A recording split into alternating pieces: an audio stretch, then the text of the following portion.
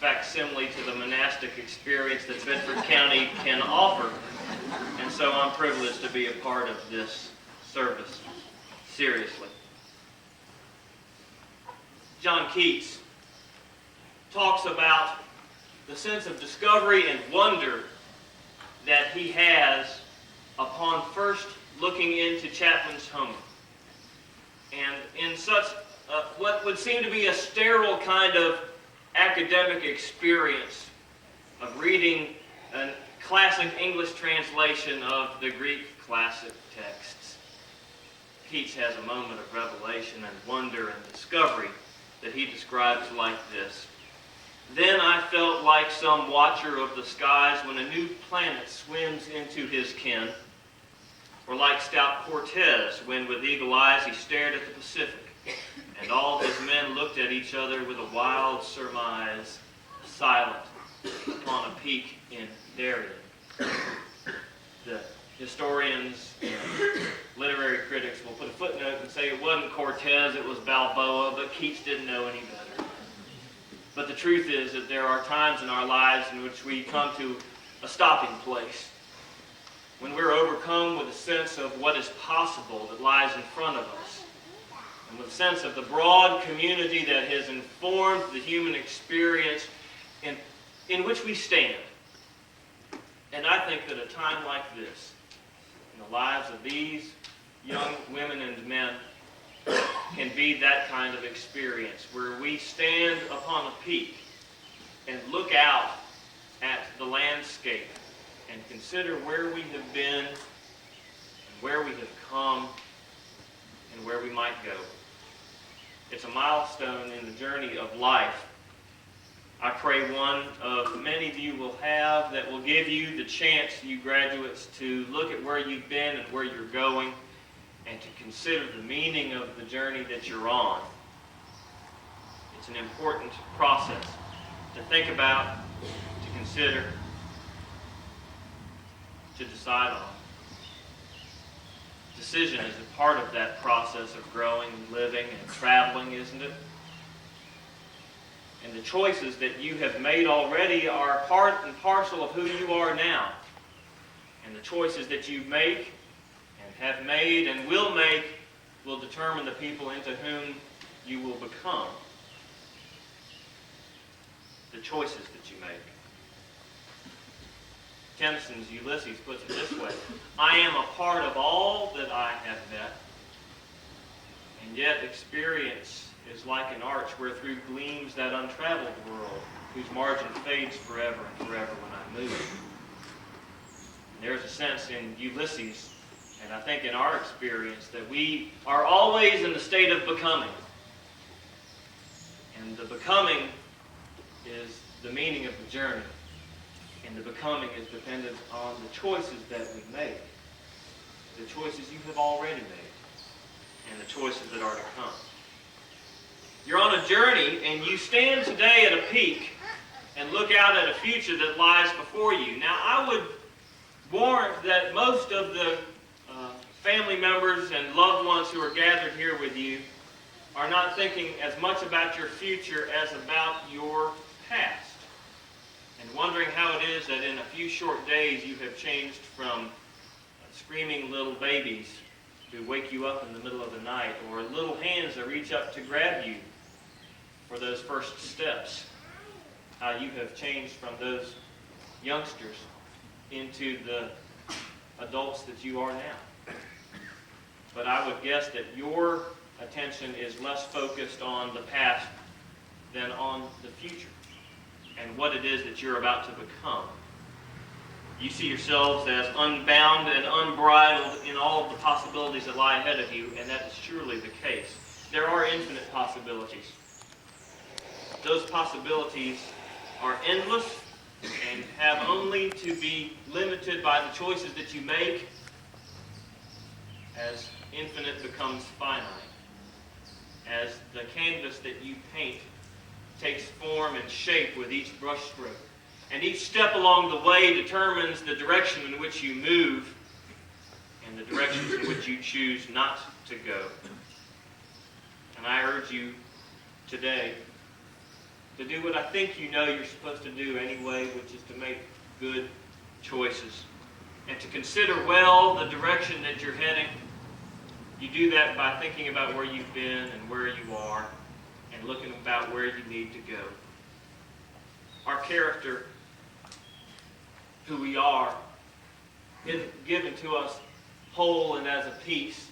It's not something that we inherit from our parents. It's not something that we osmose from a classroom that seeps into our brains. It's a function of how we live the lives that we live, and it comes to us piece by piece. The decisions that you make each day that look minor become habits, and habits become character traits, and character traits describe who we are. And that's a process that you are in right now. You need to be mindful of. The decision that you make today form who you are and who you will become. Robert Frost thinks about that process and imagines that there's a time at the end of his life, in the speaker of the poem, in which he shall be telling this with a sigh somewhere ages and ages hence. 2 roads diverged in a wood, and I took the one less traveled by. And that has made all the difference. And indeed, you stand not only at a peak that overlooks your life right now, but at a crossroads, at a fork in the road.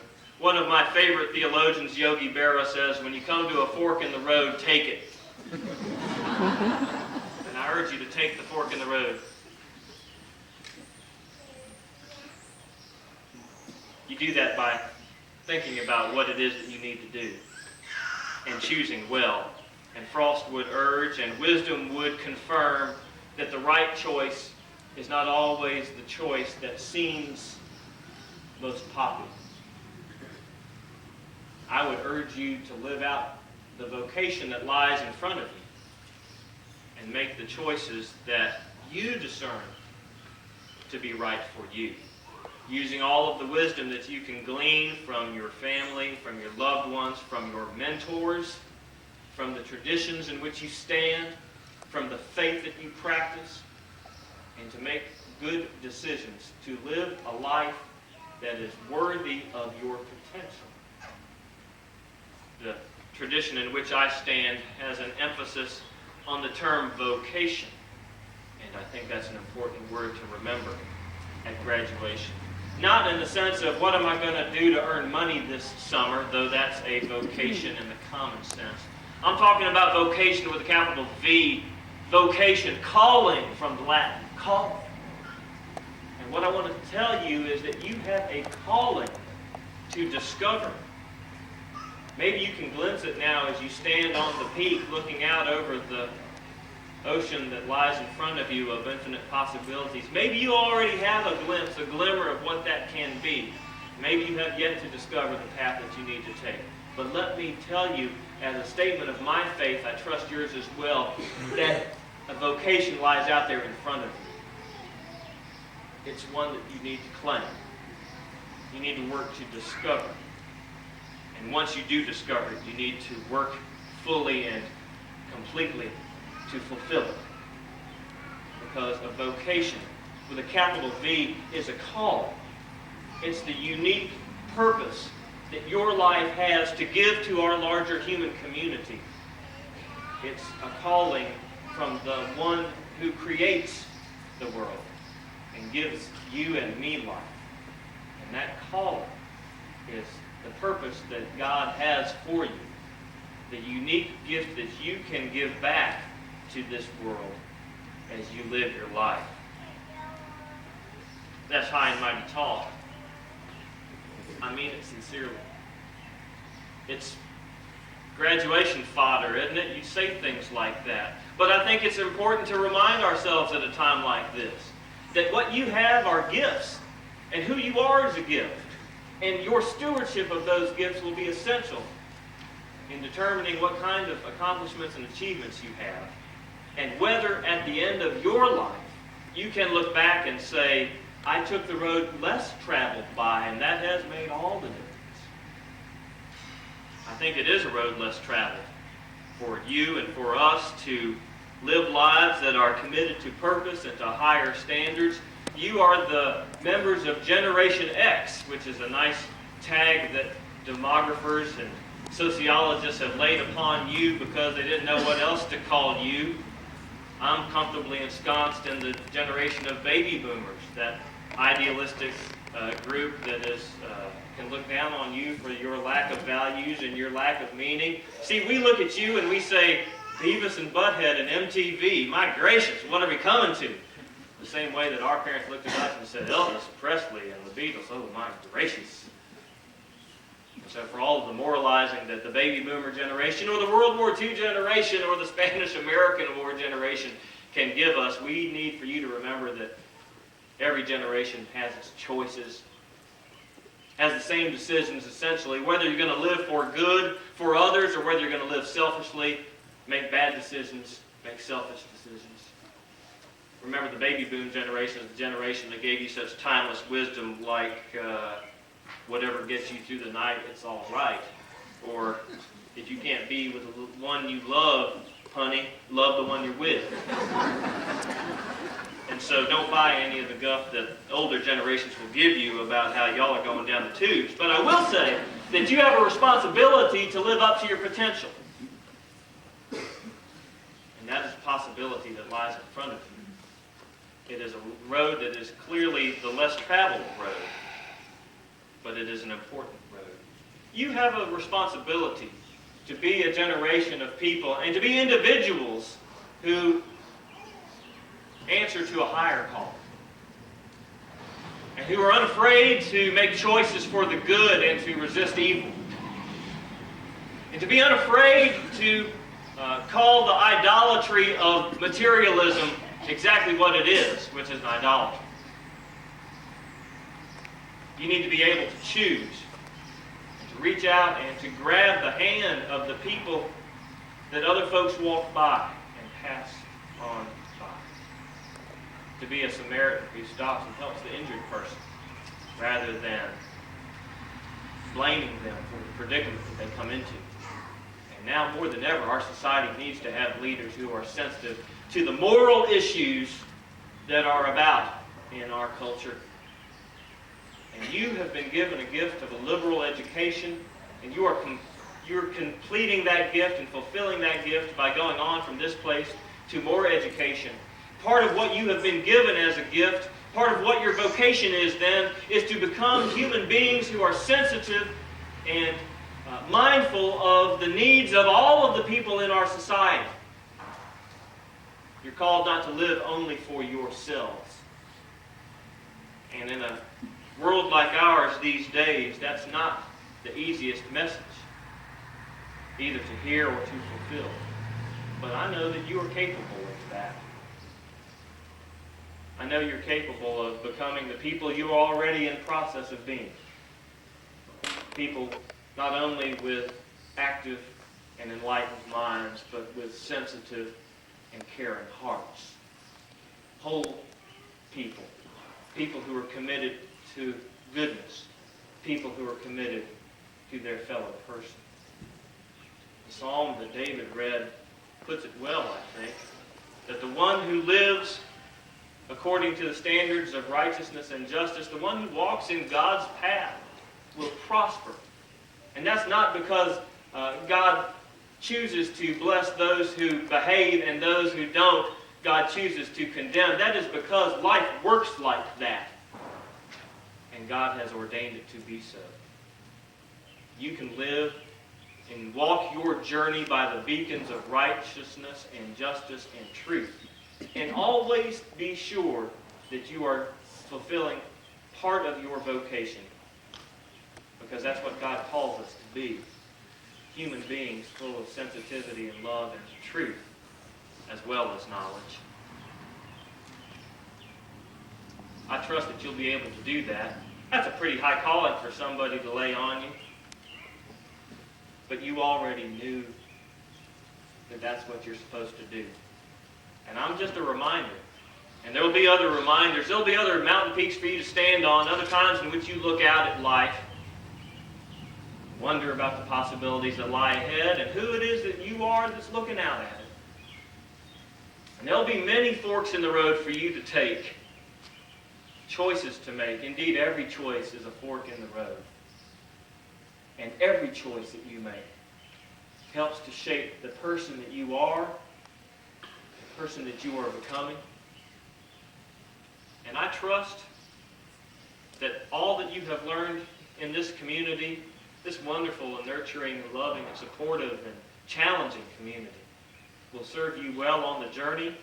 And I trust that you will serve the community well, this Webb School, and the other places that become parts of your life. I trust that you'll find a way to negotiate the journey by the beacons of truth and righteousness and love and sensitivity and justice.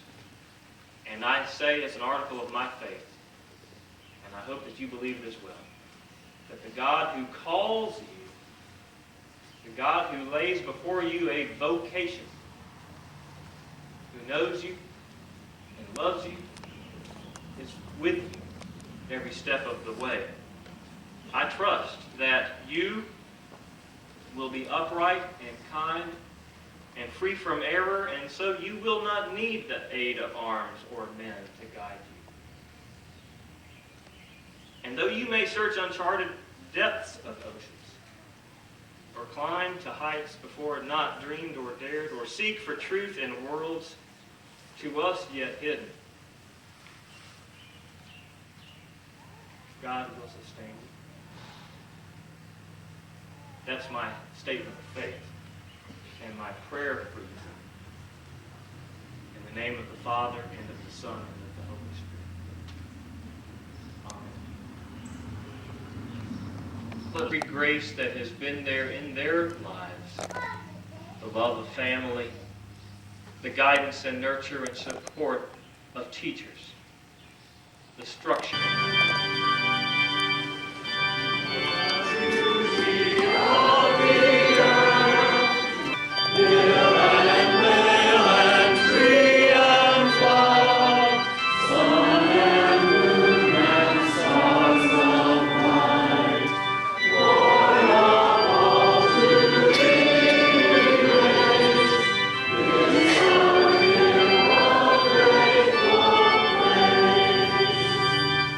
Oh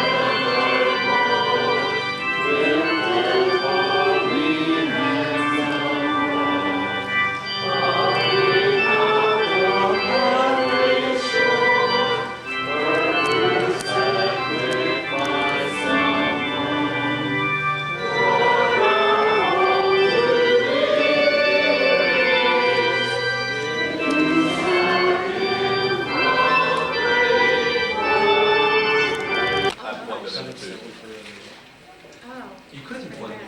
This is Chris. This Wednesday. is Thomas Anderson. Thomas, this Wednesday. is Chris Sullivan. Talk with him. It's a Wednesday, Tuesday, Friday. Our stats run for Wednesday for the next I Tuesday. don't have an echo. So I understand that, but even if I told you Tuesday, so why didn't you go upside down Wednesday? if you told him Sunday, if you told him Sunday, it's still going to affect Wednesday. Right. But I said he's not At least affected something all. spices it a lot Right, better you're not than listening to me now, listen. What? Chili spices. Alright, look. Yeah, our board's a lot cooler. Yeah. Did you look at ours? At the cafeteria? Yeah, I saw it. I guess it was Chris. Okay. This was important. WT did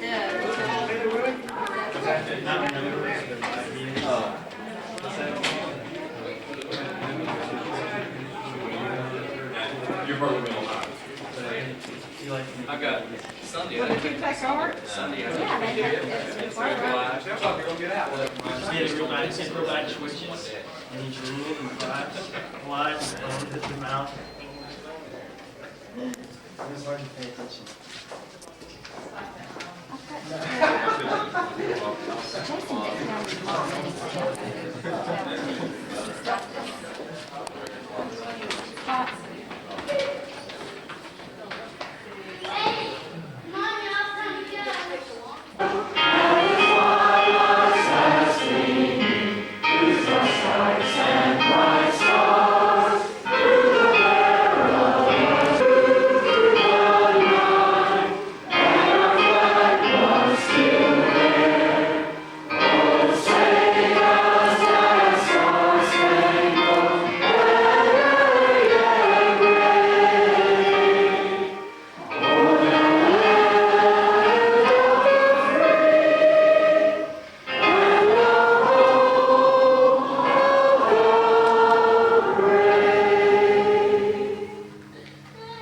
Please feel free to take off your jackets. It's warm now, and I can guarantee you it's going to get warmer.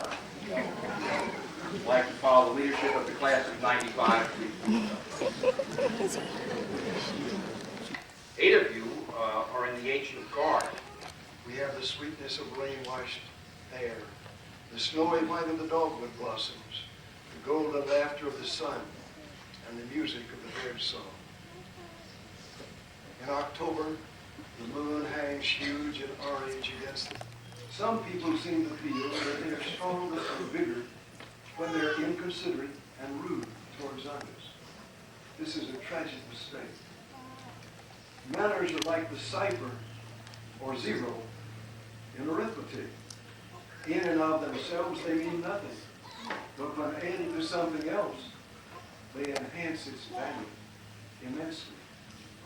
Would you Each chapter may elect not more than 20% of the senior class. Today I am pleased to announce and call forward 3 additional members from the class of 1995.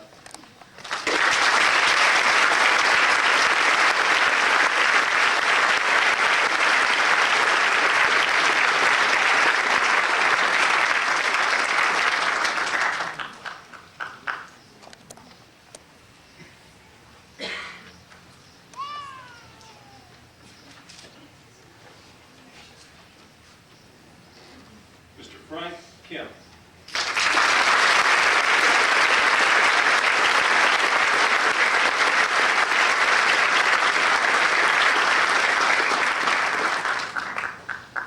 Miss Billy Ann McGregor.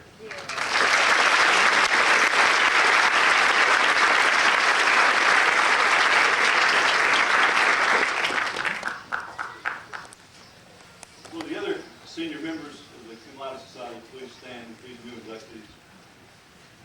Sandy Truitt, faculty member of the society. The Society's motto is composed of 3 words, which each member should hold as personal goals and should endeavor to encourage in society at large. They are the Greek words for justice, honor, and excellence. Justice includes the concept of what is suitable, appropriate, and just.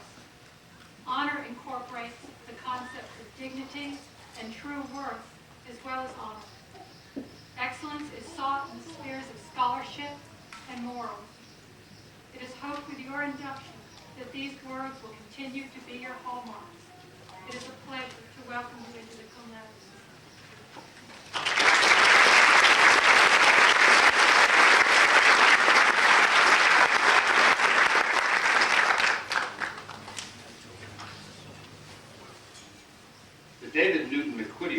given by the family of Mr. McQuitty to honor its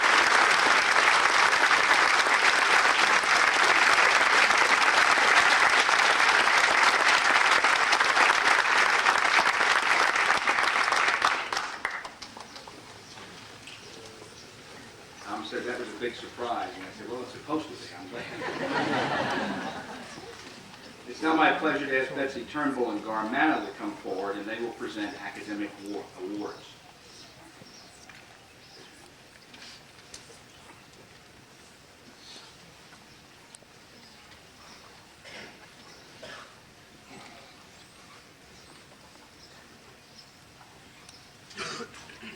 The President's Award for Educational Excellence was established by the U.S. Department of Education to encourage students to achieve high academic standards by recognizing and rewarding them for educational excellence. Given on the occasion of graduation from high school, the award goes to students who have earned an academic cumulative average of 90 or higher during their 4 years in high school. This year I am pleased to present the President's Award for Educational Excellence to the following students. And students, if you would please come forward to receive your certificate as your name is called. Martha Bennett.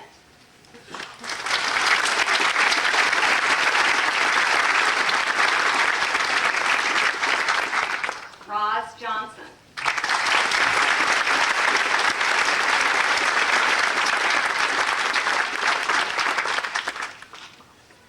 W.T. Johnson.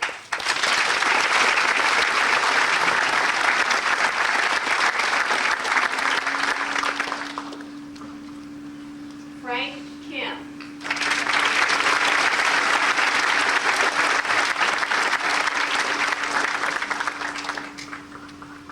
Billy Ann McGregor.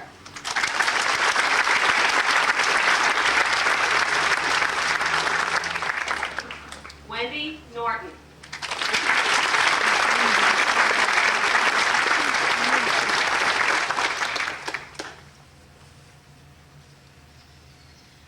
Sachi Uji.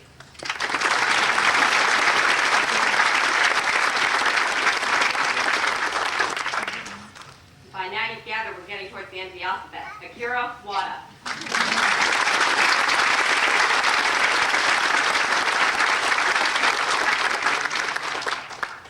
Congratulations to all of you for your fine academic performance in high school. Next I would like to ask this particular student to stand as I honor her for her accomplishments. About 35,000 students nationwide are selected each year by the National Merit Scholarship Corporation as commended students on the basis of high PSAT scores, usually 96th percentile or higher, in the fall of their junior year. In late September of the 1994-95 school year, Webb was pleased to learn that Martha Bennett had earned National Merit Commendee status. Martha, will you please stand?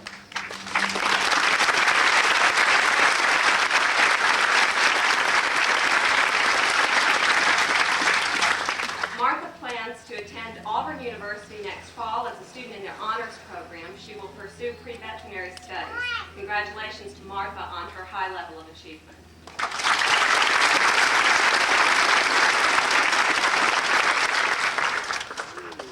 The next thing I'd like to do is recognize those students in the senior class who have told me they have won an academic merit scholarship to a college or university.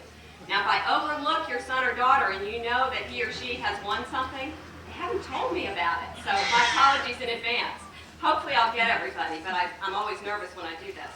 I'm going to read these names and these awards, and as I read them, if you all would just stand in place, and if the audience would hold the applause until I get through with the list. First, I'd like for Sumner Cullum to stand. He has been awarded a 4-year scholarship for achievement to Washington College in Chesterton, Maryland. The total of that is worth $20,000 over a 4-year period. I'd like Brian Elton, please, to stand and remain standing, who has been awarded a Dean's Scholarship, a 4-year renewable merit scholarship to Stetson University in DeLand, Florida. Clint Insall, please stand. He's been awarded a $2,000 scholarship from the Stand-Ups Corporation. Roz Johnson, please stand. Roz has been awarded the Brock Scholarship at UT Chattanooga. It's a full scholarship to their honors program. In addition, she's received the UT Alumni Scholarship and an American Legion Auxiliary Scholarship, local winner. W.T. Johnson has been awarded the Presidential Scholarship to Rhodes College in Memphis, Tennessee. It's a 4-year renewable $5,000 award. Colby Lowell has also, like Brian Elton, received a Dean's Honor Scholarship to Stetson University in DeLand, also renewable for 4 years. Billy Ann McGregor has received the University Scholarship at Rhodes College in Memphis with a value of $7,800 a year for 4 years. And I believe one more, Julie Yamamoto has received a 4-year scholarship to Berry College in Mount Berry, Georgia, in Rome. It's sponsored by the WindShape Scholarship Program, and it's a total value of $16,000 over 4 years. So if you please join me in giving these students a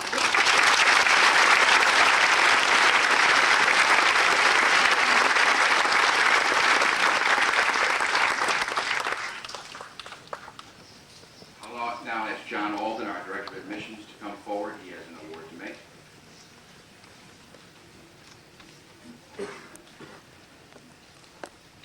The Residential Scholarship was developed three years ago in order to recognize students who excel in their academic, extracurricular, and social endeavors.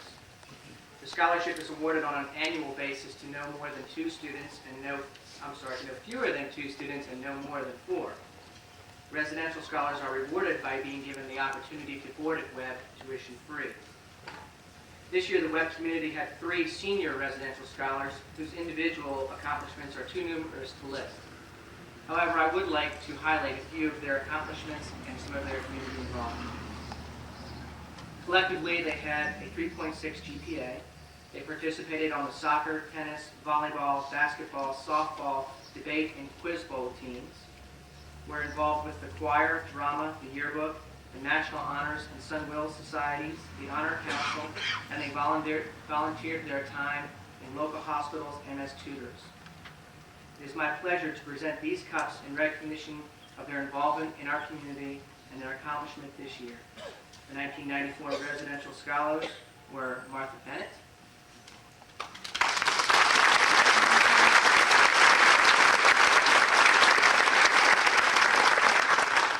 David Curry,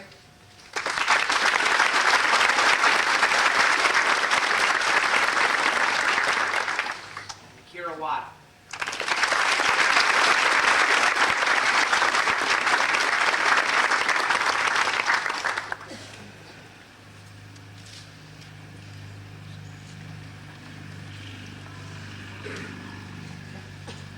We will now begin the section of book awards, and I'll call on Debbie Gilmore, who will present 2 awards in computer science.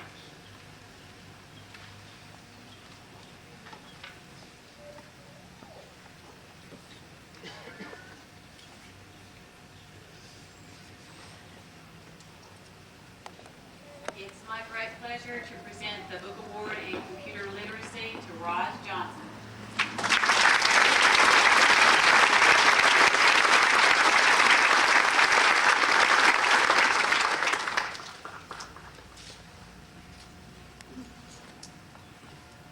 And the award in Computer Applications to Mary Beth Harris.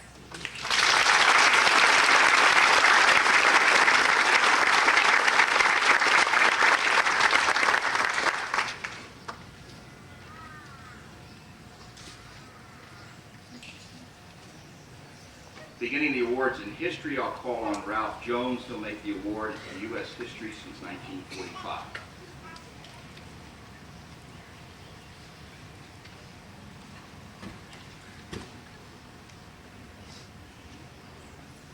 It is my pleasure to announce that the recipient of the book award in U.S. since 1945 is Wendy Jessica Gordon.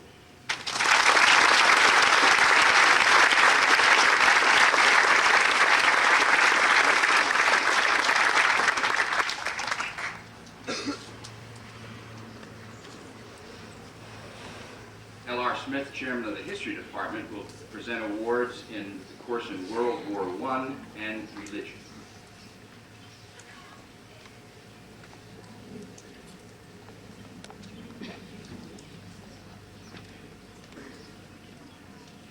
For excellence in the study of the First World War is Asia Wallace.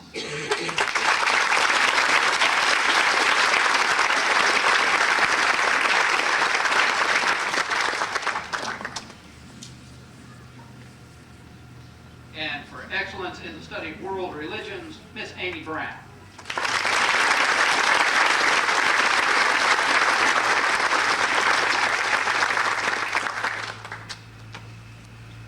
The award in American government will be given by Larry Nichols.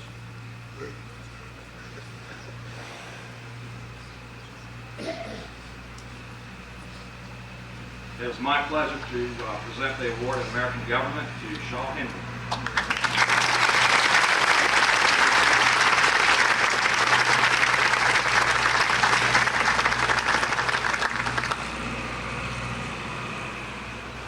Ron Smith will give the book award in English 4.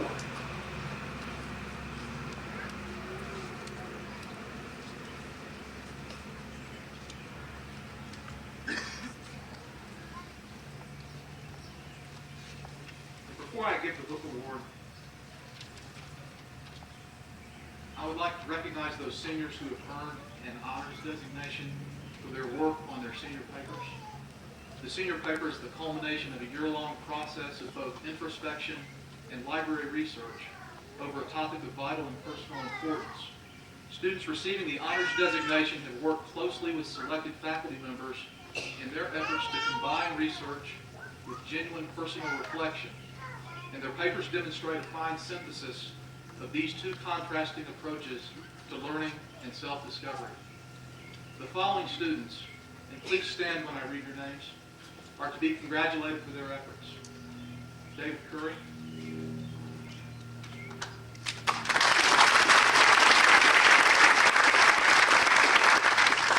Sandy Joe.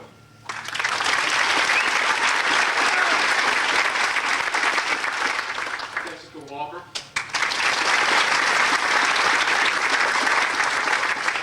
After many revisions, Frank Kim.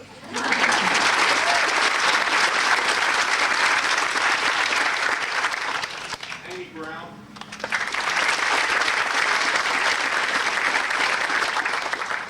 And Roz Johnson.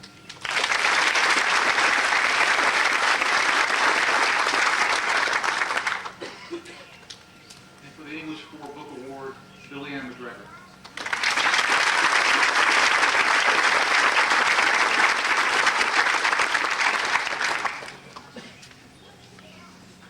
Gloria Wilhite will make the award in Spanish 4. I can say safely that he has been one of the best students that I have had through the years, if not the best. Hobby love.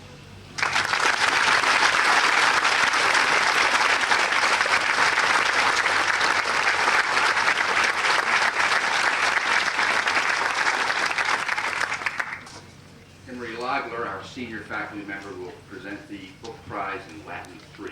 Miss Juliet McGregor.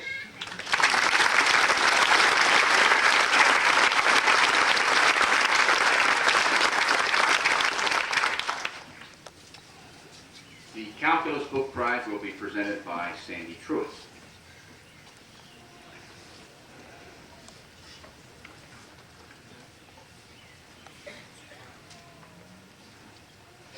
This year, the book award in calculus goes to Akira Wada.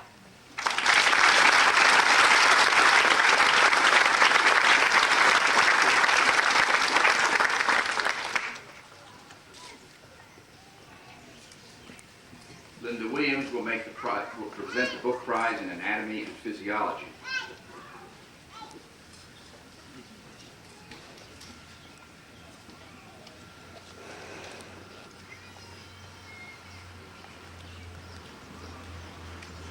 I have to say a little bit more about this person and members of her family that I'm very fond of.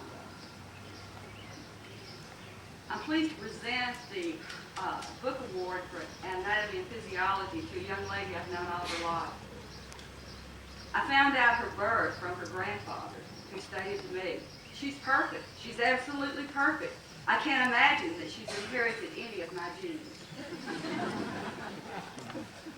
This grandfather that I'm speaking of has also been perceived as near perfect and at least special by more people than he'll ever know. Due to failing health, he could not be here with us today. He was my high school biology and chemistry teacher, Mr. Gus Johnson.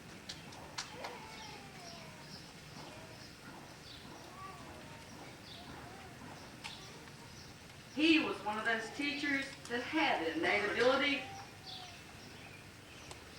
to teach, to truly teach. He had the abilities that no one could learn. He taught success, he taught purpose, he taught honor, and he taught vision.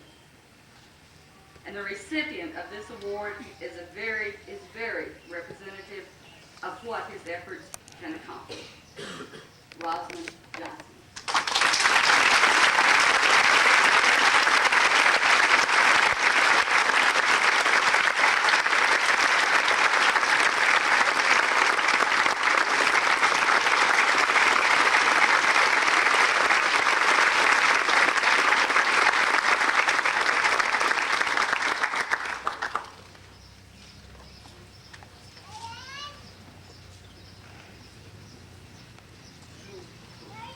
Sue Wood will make the award in studio art.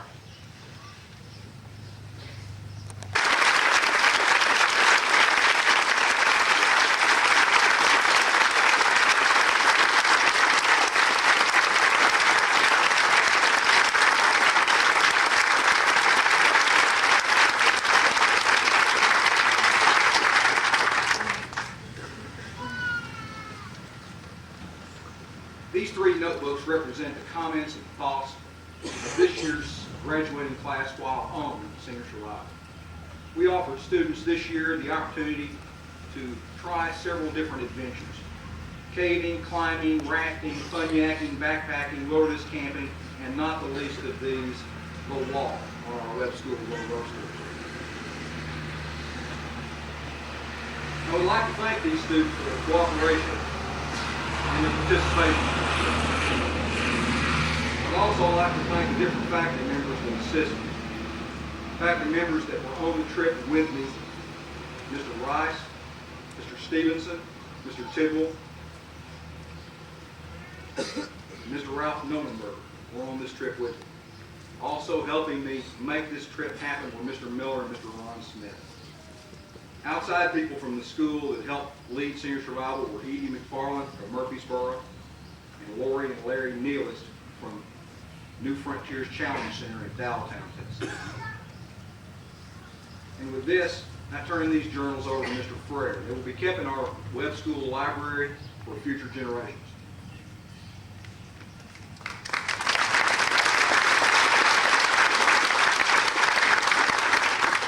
But before I turn the podium back over to Mr. Frere, I'd like the Senior Class Council to come forward and make a presentation.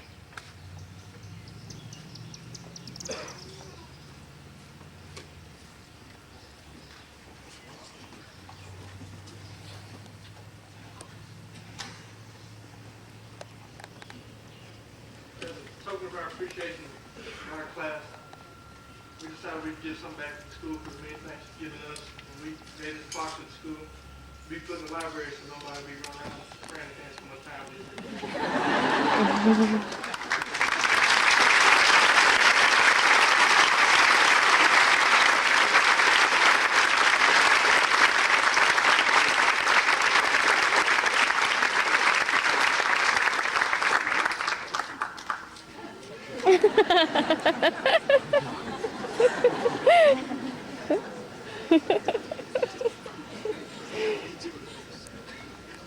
These kids tell time upside down.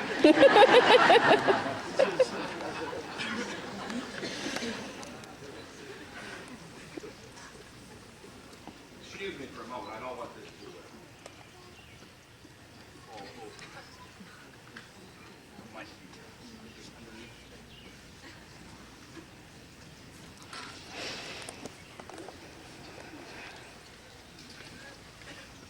Thank you very much. We greatly appreciate that gift, and I'm sure Miss Sanders does this. And she won't be bothered if I have to tell you what time it is. It's my pleasure to ask Bill Rice to come forward. Bill will present the Shevlin Brooks Bigger Science Award.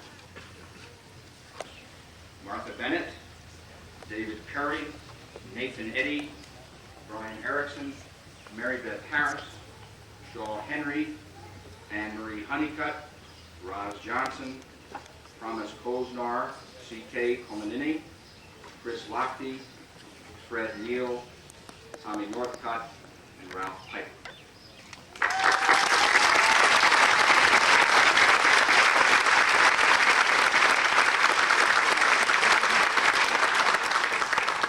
I now would like to recognize the Ancient Guard.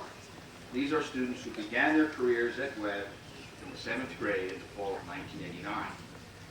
Brian Elton, Jason Hatfield, W.T. Johnson, Wendy Norton, Carl Schmid, Stephanie Shimon, Akira Wada, and Aisha Wada.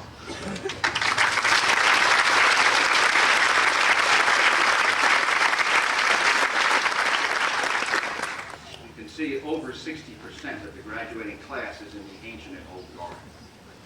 It's now my great pleasure to introduce Mr. John Harden, a member of the class of 1950, and chairman of the Webb School Board of Trustees. John will present graduation Bibles to the class of 1995.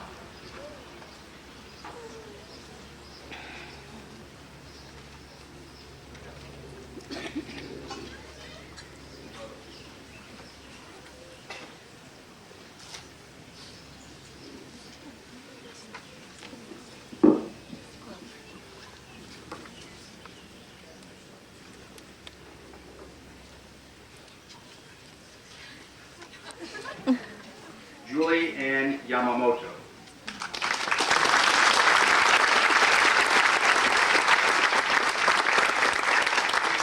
Megan Elizabeth Watson.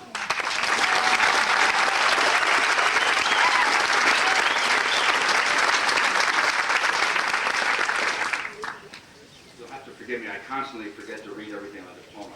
Megan's is magna cum laude and honors diploma. Asia Lenora Wallace, honors diploma.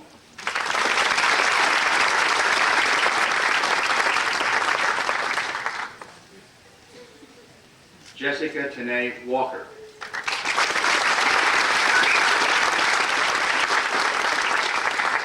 Akira Wada, summa cum laude, honors diploma.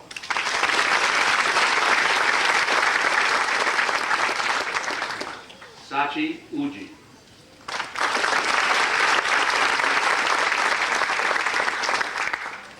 Stephanie Marie Shimon.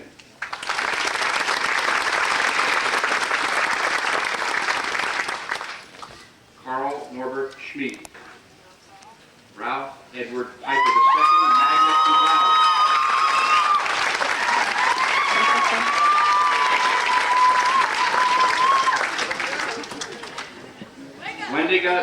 Wendy Jessica Norton, magna cum laude, honors diploma.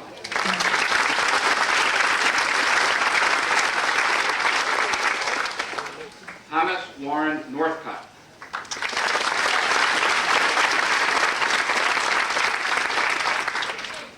Frederick Butler Neal.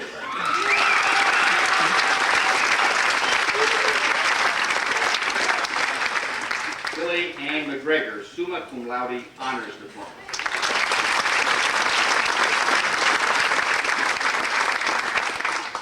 Harvey Miles Lowell.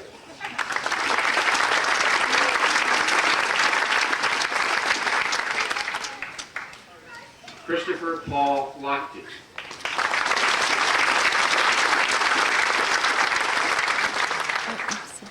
Melissa Lee Landry.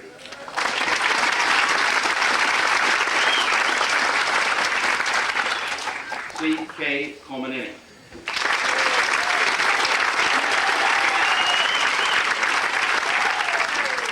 Thomas Rose Koznar.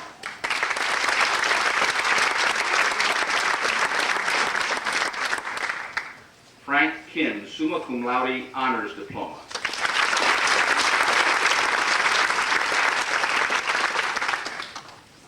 Warren Theodore Johnson III, magna cum laude, honors diploma.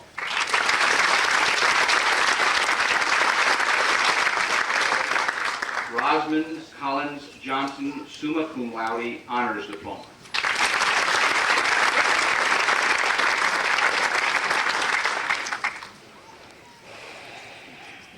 Sandy Carlin Job, honors diploma.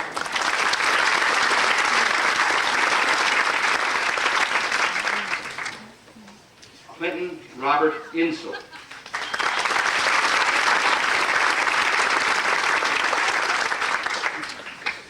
Anne Marie Honeycutt, honors diploma.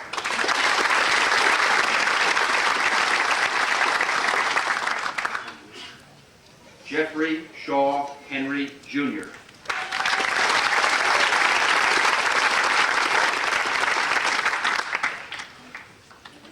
Jason McClure Hatfield, magna cum laude, honors diploma.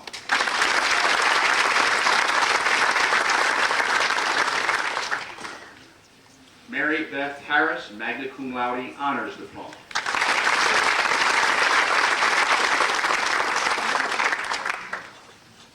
Henry William Goodman III.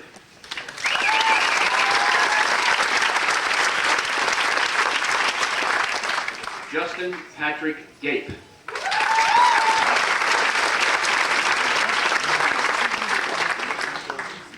Britton Templeton Foy.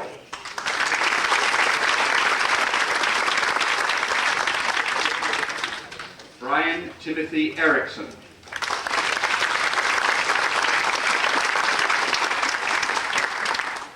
Brian Douglas Elton.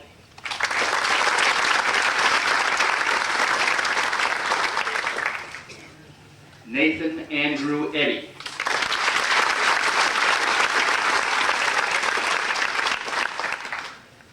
Sumner R. Cullum, Jr.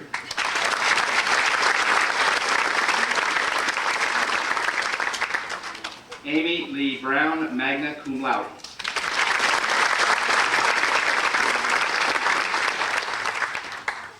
Martha Bennett, summa cum laude, honors diploma.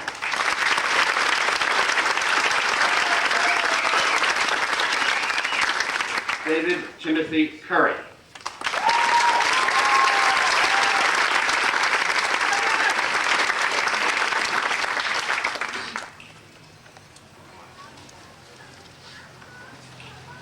Ladies and gentlemen of the class, Webb School 1995.